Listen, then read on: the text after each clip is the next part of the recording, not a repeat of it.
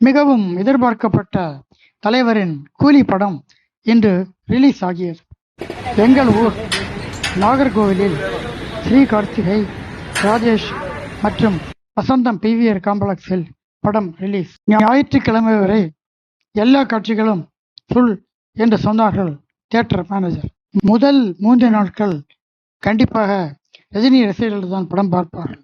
இவர்களிடம் கேட்டால் ஆஹா ஓஹோ என்று புகழ்வார்கள் என்பதால் படம் எப்படி இருக்கிறது என்று யாரிடமும் நாம் மைக்கை நீட்டவில்லை.